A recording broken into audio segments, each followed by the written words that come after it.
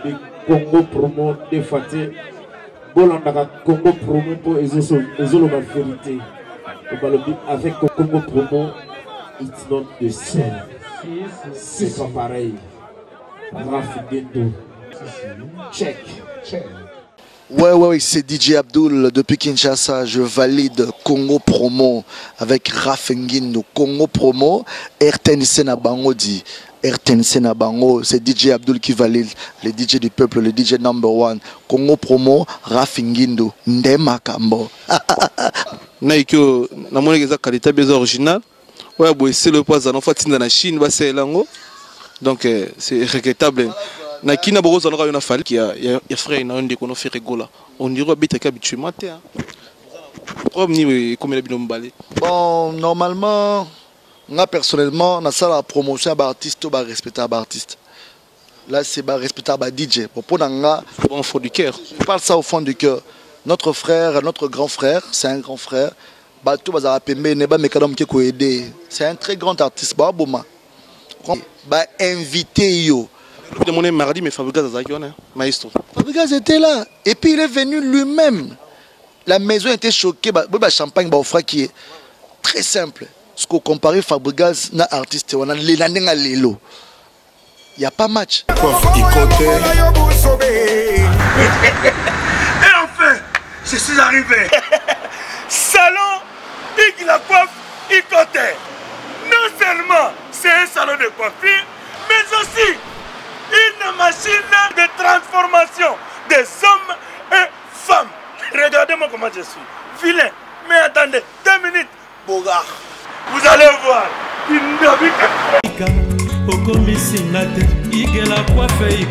Hugues la coiffe Ikote. Votre salon de coiffure mixte afro-européen situé sur la Nationale 3 au 174 avenue Aristide Briand, les pavillons sous bois. Pour plus de précisions, veuillez nous contacter au 01 41 55 00 00 ou encore sur notre site huguelacoiffeikote.com. Nous sommes ouverts tous les jours de 8h à 20h, même les jours fériés. Hugues la coiffe Ikote, l'homme qui coiffe la ville. Hugues la coiffe Ikote, le salon de coiffure mixte afro-européenne de proximité. Au 174 avenue Aristide Briand, les pavillons sous bois sur la Nationale 3. Un seul numéro, 01 41 55 00 00. La beauté de votre chevelure chez votre frère. Hugues la coiffe Ikote, même père, même mère. Chikicha, chikicha, cha cha. La beauté peut tout changer. Salon Hugues la coiffe Ikote. Quelle beauté. Sexy pour les femmes, ndindindi pour les hommes. L'idée sur Napodou. Kassi Yembe, j'ai un truc de bronze. L'idée sur Napodou. Étoile brillante Myrna London, Sabrina Kapinga. Osopie. Alendeko ya mosi yaka. Nazana motuna ndeko. Nalingi na tuna yo. Esiba kata yo. Bilamba na bitumba. Esiba fimba yo. Imbongo na banki. Esiba matela yo. Ntete ya manga. Esiba beta yo. Kata kuna bitumba. Esiba fimbisa yo. Mokuwa ya makoso. Esiba kotisa yo.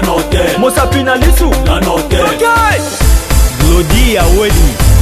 Rafengindo, félicitations pour la promotion, ça la pour l'artiste. Que Dieu te bénisse. À connaît pas demander, il n'y a rien en face.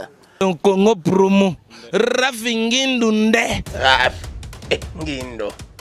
Congo promo. Merci nada bena fier na Congo promo. Et ça sito bena no number one. Donc sito bena intellectuel.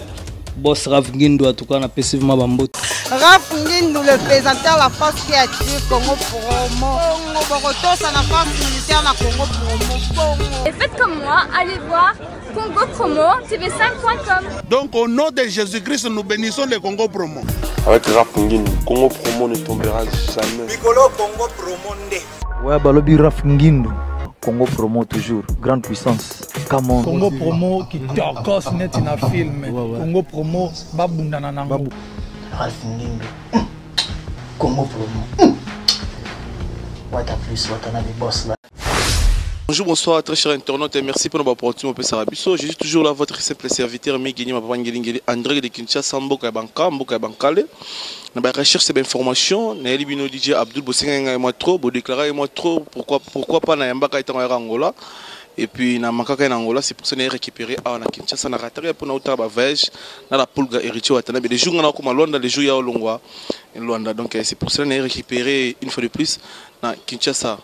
Internet tout bolinga biso te pisa bino solo ngosala clip bien qualité bien je te contacte sur 2018 oui pet production ça on a disponible pour ba clip na bino et surtout ba mission en Congo solo ngosala clip na Angola contacter biso to jelo visa et puis yo sombino ga clip on sala clip na qualité bien ba place bien et puis na ba petit bien comme ba figurant na ba figurante donc ba petit bien qui to quoi oh et ça la clip no bien pour ba clip belé ba meilleur clip na né oh et c'est réalisé na Angola na oui pet production maison na biso.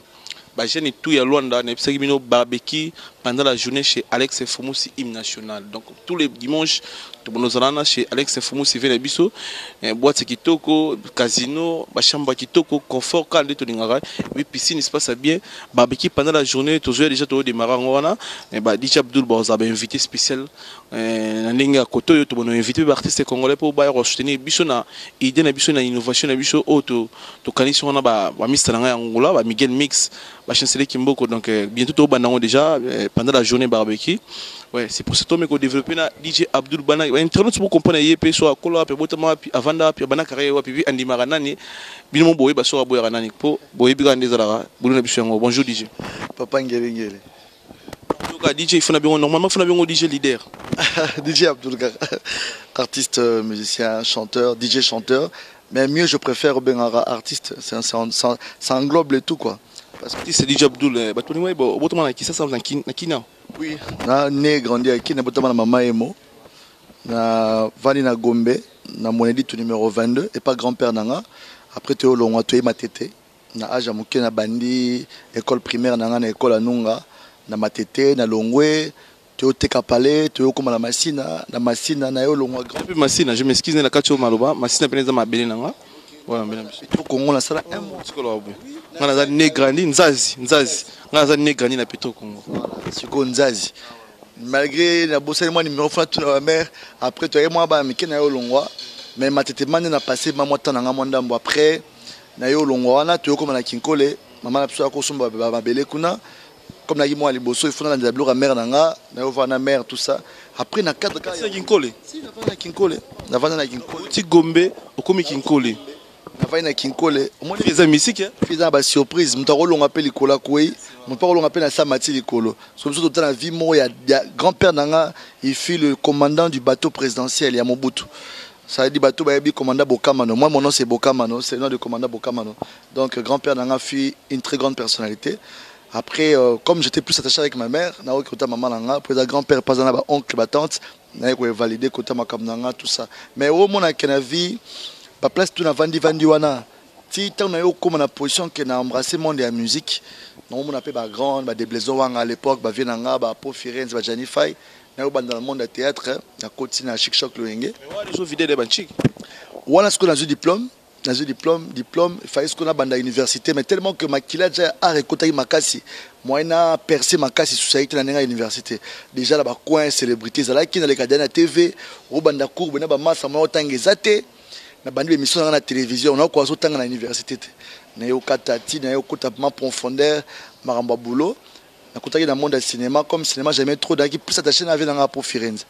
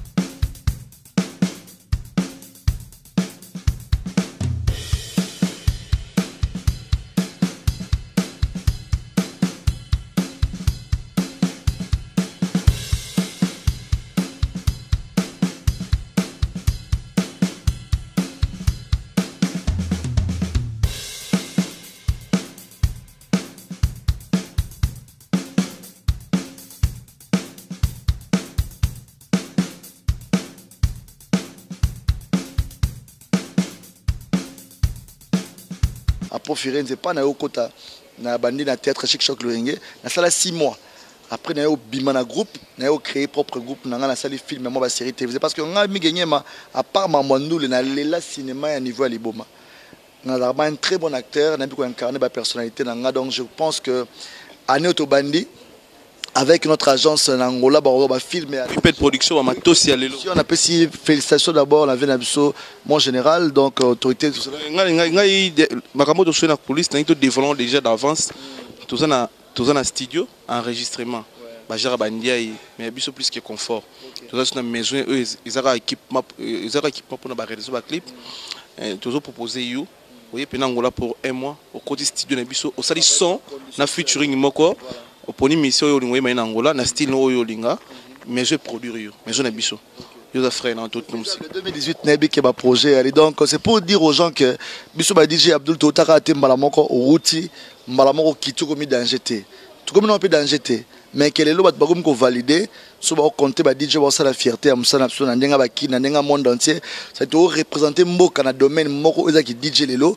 o komi musala et komi presque partout au bon DJ mo zo botama chaque seconde donc yango moni c'était pas facile à s'imposer on expliquera toujours parcours pour que les gens comprennent qu'on vient de loin et qu'aujourd'hui c'est qu'on est aujourd'hui on n'a pas encore eu ce qu'on veut mais on est sur le chemin de la gloire je pense que ça va aller on va essayer d'aboutir c'est tout ce que nous rêvons faire donc voilà so le long de na kutu na Kinshasa pour tant on a eu en 2013 na kuta ko boité na kuta ka yo DJ Abdul succès mais ba niveau ba responsabilité aux aki nango aux nango le loté na kuta ko na voiture moko na niveau no siko ko ba kimbambala mais makambo changer comme responsable pendant danser le pas mon maillot moko bakar sous carte bakar et puis façon d'habillement changer c'était mal échangé non que parité non que États-Unis mais le lot autour le bani aujourd'hui vie dans chance dans classe hein.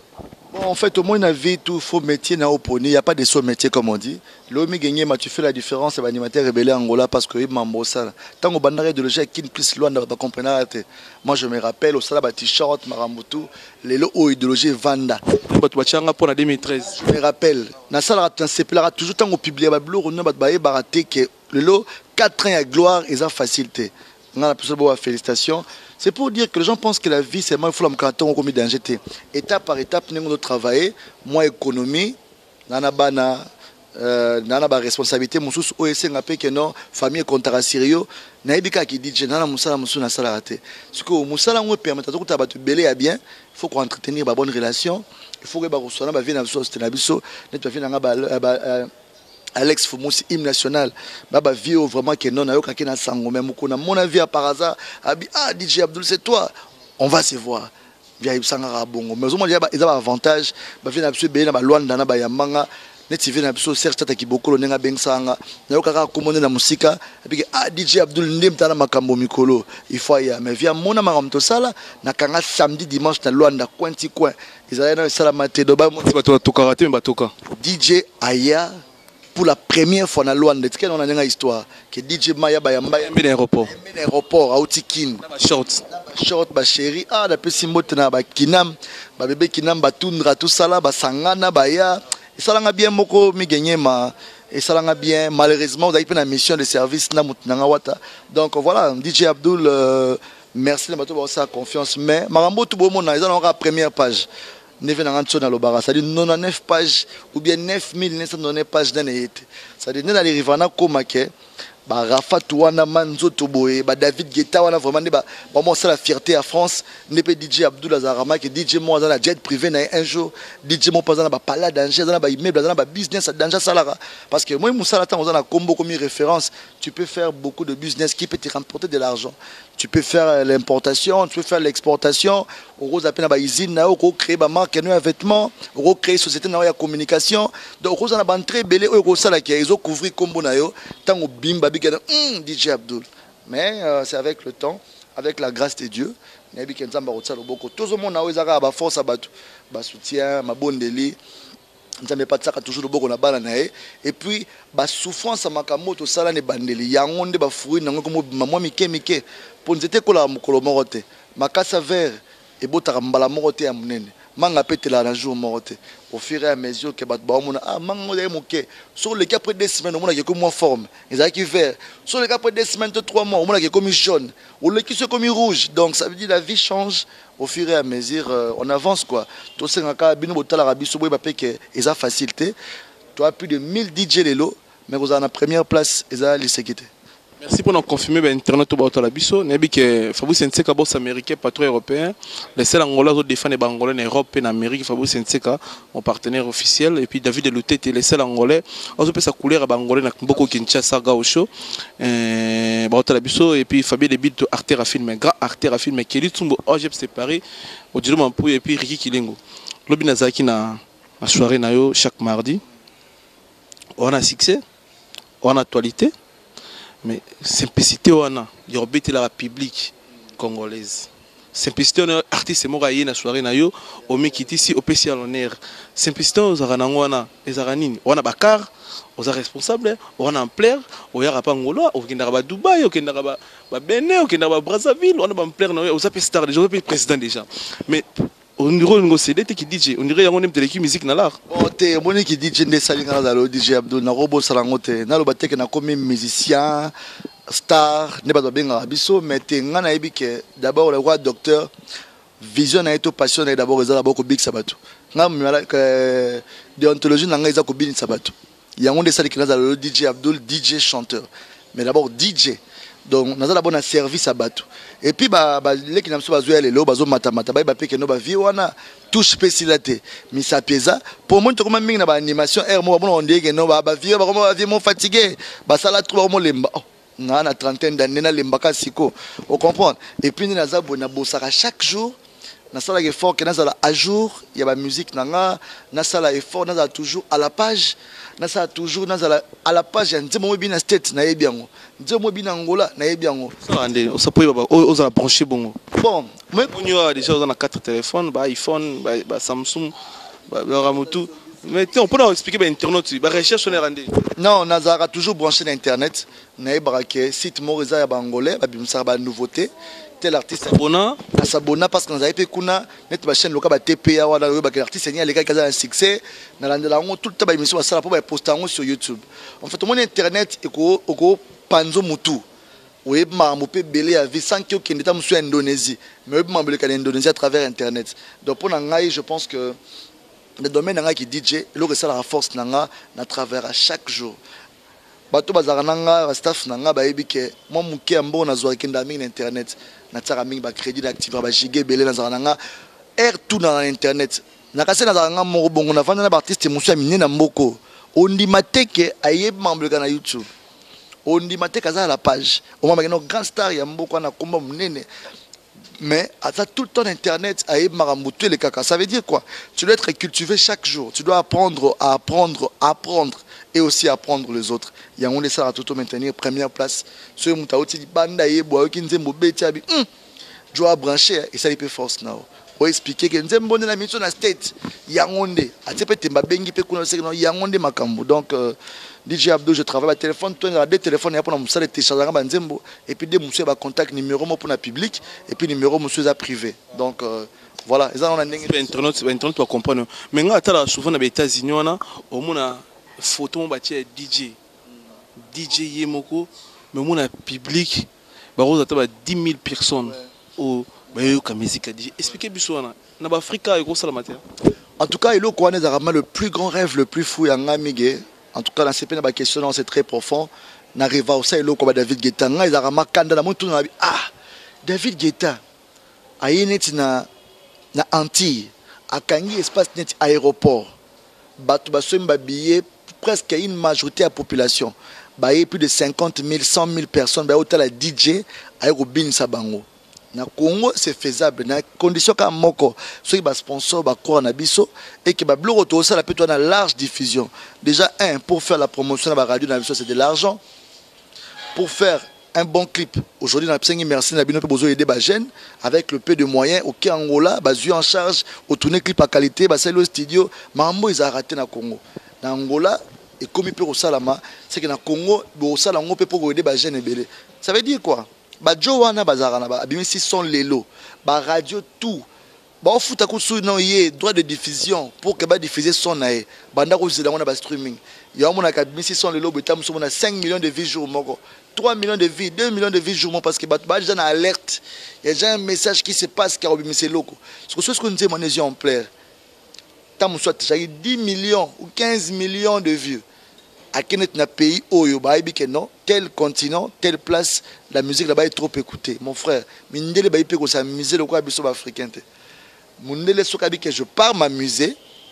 Jamais mon na boîte ya frima kola mais la champagne on mo boudé ba tout. Mundele so remarquer la dame tamindeni ba ya ndeni. Abwa ki sac. A sombi kata musu canette ne moko ko kane moko. Banda ko na piste. Aye ko bina. Ba boîte na pso ko manini lelo. Mutaye ba e guerre. Amiga ozana fa sentir nga lelo. Miga la ksanine. Yo yagi no ko bayo pe no bouteille no ya whisky calmement o lingano champagne te. Mais Dieu m'a dit champagne on ira torturer on dit à la champagne te. Si parce qu'on a un esprit on no ko calé au bagage John nga pesenga na calculer na ngoto mona mbonga bimio tsompe ba et comme affrontement mi gagner malem le fait et tel alim le fait ente comme guerre sans que boye bana peta musu marambuza et maramto na ba boîte mais mundela yebi ni marambote wa limer le fait au nini boy mais ils font aussi des folies. Il y a de blancs, barons, de prêtres, au carreau canapé, 50 bouteilles, 100 bouteilles à champagne, à Indi Sinaépé. Ils n'auront par occasion, par événement. Il y a un moment qui va jouer les capsules, il y a aussi l'ambiance. Mais je pense que le lot à lire et Kende, surtout quand on peut la mettre bateau, on met ça parce que Congolais pas beau ça la fête. Congolais beau dépenser, Congolais beau boire Kambongo. Bien qu'il y ait un niveau de Bidjan, on dit que Kolo m'a boire Bambongo. Bon, il y a un DJ bête à sentiment, on ne paye sans rien. Il y a un beau qui m'a un bon boire qui est DJ. Ingénieur, parce que par rapport à ma frère, ingénieur, ma billet sur un dollar et ça bien. Parce que vous voulez 500. Bien la volonté, ça là qui est. Tu quand ingénieur, ingénieur, c'est pour blaguer. Donc ça dit, des gens ça la boue, à motivé. Pour moi, à moi idée, mon copain, je vais belé à hauteur. Ingénieur billet, à l'ouki moi dollar pas, mais c'est ça multiplié dollar, c'est à 10 à boire à boire. Et un bon, on a beaucoup de considération, mais on a 10 balles sur changer comme un fond, on le temps de vivre bien. Vous comprenez? Donc la 160, on a déjà ma bête. Attends, tu as payé 500 francs pour l'engager belé, c'est un cadeau. Na kobo ya cadeau te mais là neka ça moi blague mais en gros mige na Congo biso to koti mon pépé on a les lots oyo ba DJ en plaire parce que DJ ba ira mutu moko a discothèque ra tsaka musique kuna biso na benga so ba DJ Frank voilà ko DJ Frank ta musique wete comment on a DJ Frank te DJ Abdul tina kando bi a te France la pembe na Joe po Joe ne makambo tu vois ba DJ Frank 5 ans de formation vous aura toujours reconnaissant on a vu nanga le man le bango le lot ceux qui n'ont pas ta parcelle na vie nanga pour la première fois na vie grâce à ba conseil à Joana parce que Moussa n'a absolument pas muké écoute na ngo air moko be soza na ninga ba loyenge ba kama ba loyenge ambiance au se retrouver au salaka routine au simba ba lar Moussa na ngo lorote ba lar on peut la plupart une partie de ba lar mo ya bien ba lar a bien pesant na ngo ba lar Moussa ça rapport aux yango be pas et tindoka na buzoba au sa no rama loyenge mais lar ma que pose esprit que petit nanga soro zuilar salaboy petit nanga DJ faut la raboza ba venanga loka Eric Ndala petit DJ faut na rayon faut faire un effort aux toujours propre et ben de ba marcher faut ça toujours fort aux toujours classe à toi la bomengo mingi te ça toujours petit aux na bloko moi bien yo mon na souhaita musuma bord moi mi ya sikaboy au bundo kangi mutema faut ça une nouvelle collection Nike nouvelle collection Nike na mona que ça qualité bien original. Ouais, c'est le poids en fait dans la Chine, c'est lango. Donc c'est regrettable. Na kina bozo na ka falli hein. Et venanga il m'a bien son kula monanga na ngwa. Abdullah sana loko a fongolo tina katele. Abdullah il fallait rakecho. Na CV pas ni ozala ngana rozala honte. Taras. Les gars n'ont bon. Donc côté musique tout que non côté musique pas comprendre biso. Ozana ba relation ya minene. Ngana bi veno jibe mpena ba depuis papa chéri ozana ba nièce nae c'est la mère de mes enfants ouais voilà donc voilà maintenant konanga ça veut dire mère a mis la chature hein, maman paradis mère a edinga na palais maram mon a palais ça veut dire ngama ya palais ndeo kanduli don obenge noko ba nanga ba obenge koko ba nanga ba yaka bazamona na Facebook nanga ba nanga bakanga ba photo na ye bazara na ye na ndenge te ki fanatique donc ça dit koko na bango jibe mpiana donc eza na ndenge famille quoi tu vois mais côté Andoulé vient nanga grand conseiller pe ya zara maso va une 2 secondes il faut récupérer l'eau moins nanga conseil alors peut ce conseil nanga makambo donc Voilà quoi. Aux arana jiba par jibé, aux arana fali, aux arana na campo te Ranson, aux arana vena biso Koffi Olomide. Kora pire vinanga na zarana masalanga maestro Fabro, tous arana masalanga wata, tous arana donc batona tout eza ba génération oyo ba outi na orchestre amenene. Ba outi na ba orchestre amenene pour ba outi na orchestre te. Ça dit avant ba comme lo ba leader, tous arana ba onta ke ba pire ba pire master, lo ba patron d'orchestre. Avec tout le respect que je leur dois, nga peton ba na ba soirée na pesa bango ascenseur. Bango peton na ke na bandule na bango er mo pesa ah no ndenge nini ah DJ Abdoul et ça la rappelle bien. Il y a un échange. On attend pendant la platine on a été ah koto fona coach intel. Koto fona coach intel. Koto ils a rappelé tactique de betarana ko ya meta muso artiste mota muso coopéra na artiste mo beauté. Faut être à l'aise. Po robeton na ndenge obetango. Public musu ba moni ngo yenga zana ba okino pe na ndenge ya buzoba. Baba fanatique à Moutouana, balinga rapeta gangier comme Bouzoba artiste à Mondire et si monsieur moi touche. Yon soit autant la public te ba ozongi la Moutou tsaki ndule. Donc faut moi politique wana mais les artistes musu ba rapper beta na esa na l'hôtel na bar et na boîte télé mabini. Boko télé ma bien des mois difficile. Pour moi rabike Moutuma ro filmer beta musu no na pe roté. Donc comment la ba ro filmer ka pas au monde et c'est pas embrouille tu peux à perdre paiement en valeur quoi tu vois. Question on juste na question on a tout aux habits na bango tout presque mais côté musique DJ Abdoul c'est la musique mais c'est comme ça on a ba frère non on est il fallait pour par exemple il mange musique na biso ba venir biso ba rambo c'est bon ba venir biso igodila c'est bon j'ai bien piano c'est bon mokulu mais fallait pour pas le lo ça peut il mange musique na biso oh le lo qui peut soka ça dit et le derrière jibe derrière pour ça là mais on dirait les arachos habitude comment c'est foxé yo moko pela ça mon bonda et aussi nous on a bonne relation ba fali pour parler lo que soki fali pour le asimio na liboko abimisio c'est beau pour le na mona DJ Rafat c'est azar Rafat na mboko na bon mais arrivera à ça le mona fali na ramine na page na sabona na page na mona nenga lobela fali azar pour ça le mona fali ba sali donc azolo lobela tout le temps donc fallait passer pour peso acheter poids net lo na porte peso mais yo on dirait au célera qui était tito lingo pela kaka yo moko ça mon bonda pour dirait bi comportement ba congolais ceux qui ont bimé la mutu moko boy ba folie en quelque sorte aussi à mon akini il faut que tu en esprit quinois moi quinois ça va compliqué so sali lo mona mutu boy oka mutu na mta folie c'est ngala ko calculer ba tout que ba olobela nga bote na e ba ke net 2018 bandi boy comme ce qu'on a pris à makambo wana parce que vision nga international na minute na ozala lo ko peut bloquer nga mo ke na kota ndule na nga eza qui DJ a ozala DJ permanent na boîte moko ba fanatique na nga tout en tout cas na bi ke bon manquer na côté wana parce que na ozoni la indépendance ça veut dire nazaka DJ Abdoul Fiesta c'est ma maison le métro c'est ma maison mais aux la permanent comme DJ résident en permanence et la moins difficile donc comme on a ba soirée na bi keta musuna la tourner na calendrier na eza boye semaine na Luanda na boye semaine dans la Portugal semaine dans attend musu na Brésil semaine dans musu dans Abidjan na bi ke na fin ya mois début à moi il y a calendrier dans des fois beta na fiesta public na manqué nga wana na ona zui libanda wana na sangisi yango pour moni ngai na ki DJ le DJ comment oyemba na mboko ezate deuxième chose na DJ na télévision beta musique na TV ba obina na ba palais ezalate ngam na yango na DJ il faut ça l'album na ça l'album il y a cela 3 ans ça va mado dans la bisa ba papa chef ba beri CD bima DJ li bosso na mboko ça CD ba somba on loka ba musicien là DJ Abdoul suko 2018 na bandisco marambo bossa lo moko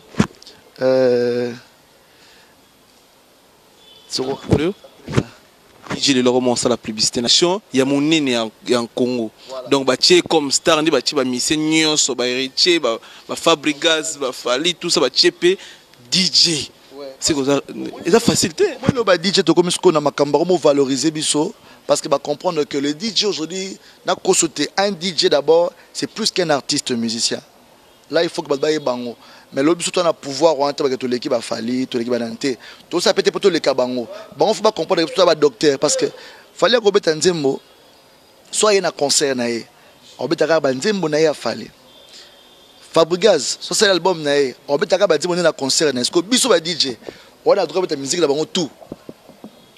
On bête intel, na na kacha platine na animation na. Donc on a droit au sang bloc on a tout. Mais hier, azan a droit au bête lo ka mutu musute na concert na. À moins que bas attendre soit en bon terme. Bissos quand on a droit à rebeter musique je peux interpréter, je peux chanter donc ça dit dans ça la promotion. Ce qui mission dans le week-end on rebeter nzembo na ngate ah OK. Na rebeter on souté. Mais toi on a une mission d'abord ça promotion ba nzembo. Siko na ba na zela 2018 moi le baba projet na ngatu na caméra ezate. Ba ozala ba comprendre que DJ Abdul oh il y a 9 ans passé. Na DJ Abdul a bandi makamsko en 2018. C'est comme en 2020. En tout cas, na ba Arafat tona tout bon la keno tozala maboy. Projet est bien. Projet est bien obi que na commune biso na bali na biso masi na changu ba makako pe tona ba bar marqué ba boîte ça no ebelete ba makaka pe yo ba de payo tona na okanyela ngo mabe mais na obete lo na février parce que na on voyager dans la mois tourner ma casse na janvier nga ça na décembre mais kin pe zo monkenga non c'est lo mo pona bana ba enfants de la rue.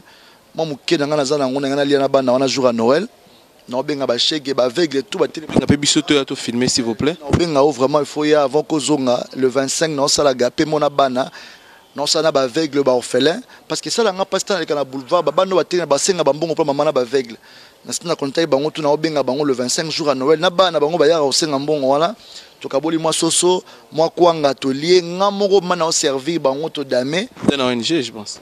Bon, ils ont un projet, mais ONG c'est trop dire. En fait, pour moi, c'est DJ Abdul à connexion aux instructions. Ils ont pour aider Batou, action humanitaire. Ils ont ONG. Ils ont en tant qu'artiste. Ils ont kabela chege musumbo nanzela DJ nene ni kabela 1000 francs. Mais vous n'avez pas action mo o kenaibike. Attends un jour na bana na sali ba ko se penser nanga. Bato balinganga so mo ngeza ide mo ka ko accompagner mais je veux pas que ça na mutu nanga keza ONG fondation ça dit so mutu ko soutenir DJ Abdul en tant que DJ mais c'est aussi un acteur humanitaire. Ça veut dire j'ai la capacité à ma personne, je peux rassembler des gens pour aider les gens qui sont de la pauvreté. Donc c'est un peu ma mission. Mais ce qui plus tard est que organisation, tout organisme, il veut que tout travaille ensemble pour des actions qui peuvent seulement sauver une vie. Pour moi c'est important. Ce qui moi na ina nzala mukwana lié avec moi c'est ngo pour na bénédiction pour nzambe parce que mbongo tozwa oyo ba source na ngo ebele to ebité. Alors sur le temps musumo mukenanga autant musumo ngana sala projet pour jouana ezalaka bana tena bana DJ Abdul Barozala wana bana ngana bota ba ovana na bana wana ba passer Noël na bana wana ensemble. Tu vois ce que je veux faire, c'est pas que bana nga ba vandi place mo ba oleta mususu frites. On préfère jouer là même plan là-bas, on va partager même sengo. Pour nous les on a bien ça au témoin. Et ça on a ça à la fin de l'année oyo. Et puis les premiers dans senga nzamba sunganga na betre ba prisonnier musique. Imagine toi mtana prison jour à bonne année. Neti na makala. Ba ya musu bazana ba otata musu émission internet. Ana makala menenga obimati bonne année libanda mais ce que DJ Abdoulaye na platine Gigi. Bon, tout ça, il va aider dans les premiers. Donc voilà, donc mais pour la innovation, on peut seulement contact pour la bateau, la bicho, c'est une innovation pour soutenir l'idée. On a ici numéro contact DJ Abdul, c'est plus 243 900 311 311. Plus 243 900 donc 900 311 311. Ou bien plus 243 990 88 88 89. Plus de 143 990 88 88 89. Album n'a pas mise à jour et en 2018 en mars na ça va tourner autour na différents featuring pe na ça na OK pe Luanda na tala muta bouger Luanda na OK pas Bidjan na deux artistes na Bidjan tu as na featuring Morona deux artistes puis amener na mboka o na tena ba comme la bango parce que album en tout cas album na vraiment la première fois na se déchaîner na yembi rumba na koti ba salsa ça dit ba comprendre que c'est DJ Abdul qui chante. J'ai eu le temps d'apprendre, de découvrir la mise à jour. Tozong Samaramutu m'a compté à zéro pour que le projet à venir aille bien. Comme à la fin de l'année, DJ Abdul, na olingo za sincère, na ba internet to ba otala yo, mon atita la pour auzo de na Congo promo chez Rafingendo RTNC ba site. Na ningo senga pardon na bato yo salema be. So ko tanga ba kombo, massa na nga intel. Vraiment na kansenga na sala ki mabe. Na année oyo, to comme na fin de l'année limbisanga. So ki pe bazate bazate, mais so ki baza oza sincère. Sincèrement bato bavana nanga baebi kosala mutu mabe nayebi te je me reproche pas nayebi te na parfait mais kosala mutu mabe te na mutu na rota pe bona sumuki tout ce qui a motema na zate en tout cas vraiment ce qui ta muso oyi na makanisi na yo au kanisa ta muso la tout ça que mutema sufimo abando lingo yo lingete ko na propos mo tant sur na propos mo na lobaki ou bien na année o na ça que action mo tant sur oina kinga na profiter na émission o na présenter ba excuse nanga en tant qu'un grand garçon je m'excuse en gros mais je me rappelle pas de ce que je fais on n'est pas parfait donc ce qui m'a bezali Olimbe c'est pour la 2018 nous avons pas mon la bisou ça la année mo konga la benga année de surprise mi gagner makanga mambo na ebisio moni 2018 tie si là pour na ropesoka na tunuka lo monde de 29 2017 janvier ti le janvier ngapi na bimiselo yango mon frère so mtale kinga na makamna scène na 2017 tuna tine to yambo boye c'est que to biso mona presse to reconnaissant na oyo sali na niveau mimi ba DJ bino presse il faut boye darabiso ya royep sa batu makam na kine comment sozo milo bela makamna ba bengi orgueil ba bengi hautain amila kisaka on dira ça en Angola na biki osali publicité munene o etala na monde te na ba chaîne so eleka musique ne so beta na Angola. Et puis, un journaliste à l'ongwema moka aye pour un concert, aye pour un événement, aye pour une actualité, aye pour une information par artiste. Boa mingi te bosala ango, au type ma pas aux yeux avion na au risquer l'icolo, au kiti, vous comprenez. Donc félicitations à toi au dengo zopma information à la source parce que déjà ba journaliste na soit après que na Angola déjà des problèmes. Soukou na kina pas que concert ya fa ba quitté belé ba concert à Fabrice. Oh donc déjà belé ba quitté donc yo ya ki ultima musika ou eti concert félicitations et puis na pesi moto mingi na vie na biso Jean Willy Yaba mukolo place à pesa pour na ba répétition. Comment Jean Willy Yaba comment peut venir avec ngai et ça donc mi gagner maye vers à niveau mekili au staff donc flat tel kitoko tout bana ba loi ndapeso baye ba benika mi gagner ma contacter nga donc ba ozala vraiment à l'aise dans l'appartement ba place moko très très bien na pesi mbote na ba staff nanga tout balinganga mingi na pesi DJ Chris mon petit frère ba mbota trop sans oublier toi Jires Kabongo papa Dolé ba mbota trop et puis venanga tel tenda maboko banque merci na mambo zo lia vraiment il tambo ya ngola to kutsa bina na batu bikina na kutena mutu tena na jimbonga mutu monte a bien siko mikolo za na kinto c'est fois avant que to lukae tête nda ya ki dimanche na oboma parce que soirée kangi masolo oboma donc na ibo tête nda to pesi amote une fois de plus tête nda mutambonga ki tsa parmi batambonga ki ça Abdul aujourd'hui jour mon mardi au comment ça ça batu na zaki lobiona na moni plein ya craqué espace à Gaïa innovation na mardi donc ça la soutenir na Congo. En fait, ça na bango mais mardi commence qu'au samedi. Na changement mardi commence samedi. Pour pentacle. Ebisio te nzamba malam. Ko ça lora bon faudra DJ Abdul. Ah parler ezaka nzambe to za banzela mso côté ba maison a tokia na ba église comme bela batu bandimi bango siasa. Ba kende pe luka ba keba luka parce que ngai skala za na bi kenza mene mtaza kuna. Mutu musuba ki aluka pe la couloir na mais rendez-vous kana kitata. Tota na ba âge. Pour me koyi ba jeune ba okufe belé vitesse makambo donc mutu mona ka bada e ngana bi ke mta poteza nga iza mutu moko na loba ko mona sans retraite c'est Jésus-Christ de Nazareth mukaka moko akufa makila na etanga pona biso bazaka mi balete azaka seye moko ça veut dire ngai so na makambo suna salaka la mito da baby kan na swa na obo de lo wa yende grand prêtre neto se référer na ye batu balukaka biso ba ya toza. Merci ben internaute pour comprendre yo tout le monde j'étais vers la fin DJ Abdul mais la zaki na soirée na mardi plus ou moins 5 heures du temps mais 5 heures de musique il y a frère na onde qu'on fait rigola on dirait bête habituellement te comme bon normalement moi personnellement na ça la promotion à artiste ou ba respectable artiste là c'est ba respectable DJ pour nga au fond du cœur je parle ça au fond du cœur. Notre frère, notre grand frère, c'est un grand frère. Batou Bazara Pembe Neba Mekadam Keko Ede. C'est un très grand artiste. Baboma. Vous comprenez? En dehors de Makamne, c'est un très bon chanteur. Mutako Yangwazate. Mais Batou Bazou entouré, Baye Bakopé sa valeur na Batou. Tu sais, le métro, et bien ça va artiste. Mais tant qu'artiste, il y a une condition pour Aïa. Et ce que c'est la promotion. Oye concerté, oye kobétate, ba invité yo. De mon mardi, mais Fabregas maestro. Fabregas était là. Et puis il est venu lui-même. La maison était choquée. Le champagne qui est très simple. Ce qu'on compare Fabregas na artiste, on a il n'y a pas match. Vous comprenez? Donc, a changé. Et ça l'a bien. Moi, je ne suis pas contre lui. J'ai beaucoup de respect, je répète encore. Mais seulement, tant qu'il y a des choses là qui ne changent pas, ça ne permet pas à avancer. Jésus, oui.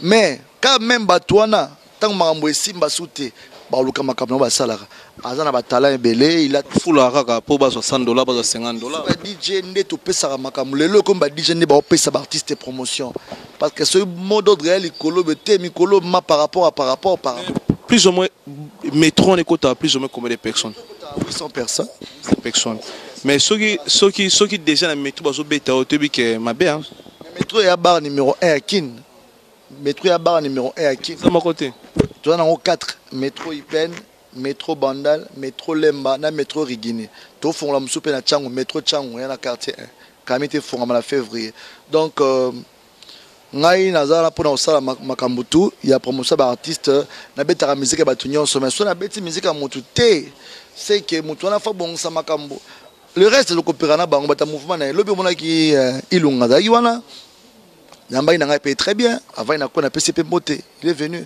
mais moi faire la promotion là c'est compliqué soit on me paye parce que d'abord mon aïe attends mon colomota tsalo boranga ça fait ne pas savoir bon ils ont des stars oh j'en ai expliqué dans mon pot moi par rapport à moto et ça là ba DJ oye pas boire ba c'est les promotions nga DJ ba niveau aux atine et puis ba boîte aux beta ba niveau le problème donc c'est pour dire que na salama na libanga te pendant na posa libanga nete comprendre mais na ndenge ya que musicien il faut comprendre que artiste il faut ba pesa na ba journaliste respect na ba DJ respect et mambe comme là donc voilà à Rosala on peut chénger indirectement donc biso linga toujours artiste faut tamola ba normes za ndenge ta normal si tout le monde qui pour na osu sanayo na concert à Fabregas on va soutenir frère na et puis bien habillé et puis le on lui montre na yo au PC Fabregas et là on est ça que l'on montre no PC Fabregas ay magendzemo c'est ça qui to ma chair de poule télémakio ma chair de poule nazaki na ba concert bete na showbiz wana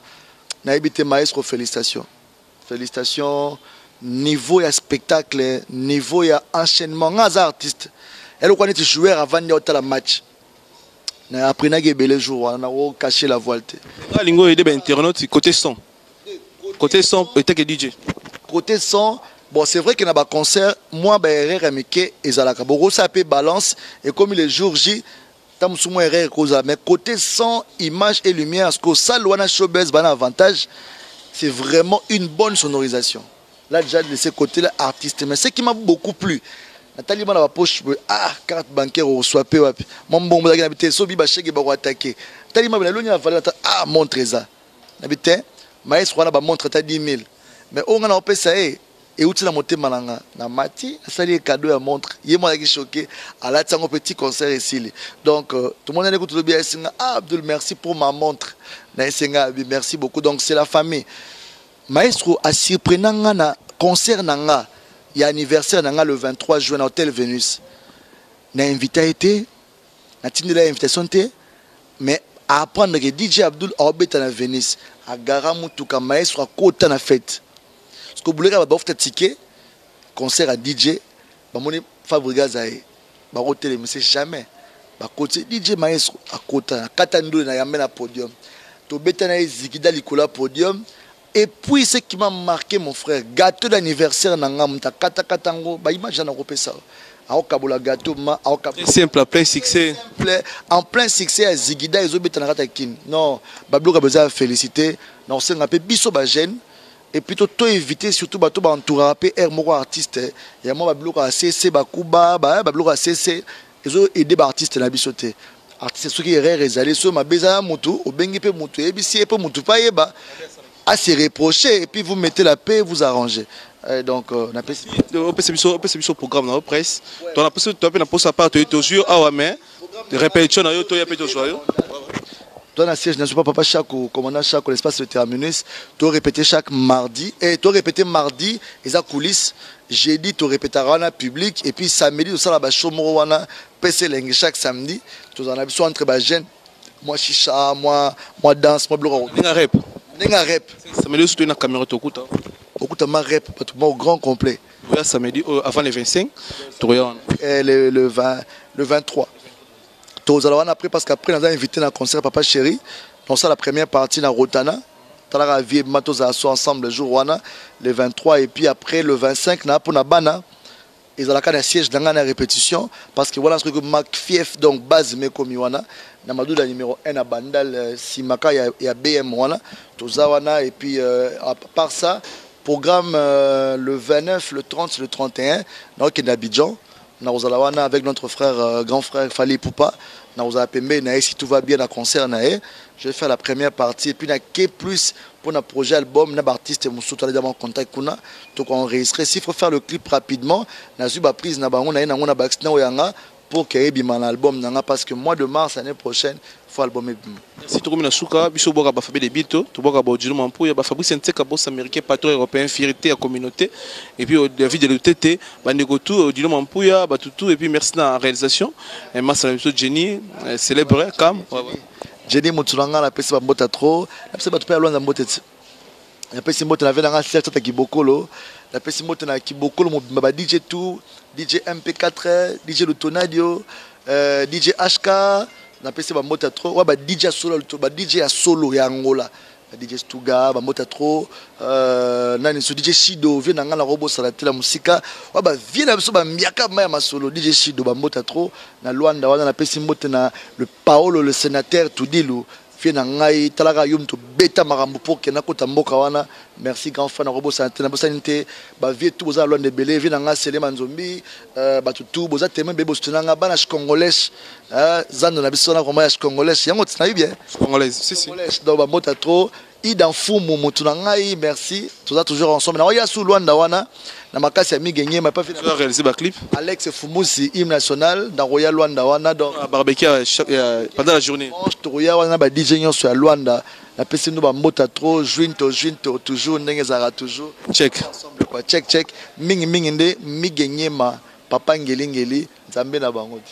Moi message pour la Congo Pro. Ouais, c'est DJ Abdul depuis Kinshasa. Je valide Congo Promo avec Rafengindo. Congo Promo, RTNC na Bangodi. RTNC na Bango, c'est DJ Abdul qui valide. Le DJ du peuple, le DJ number one. Congo Promo, Rafengindo. Ndema Kambo.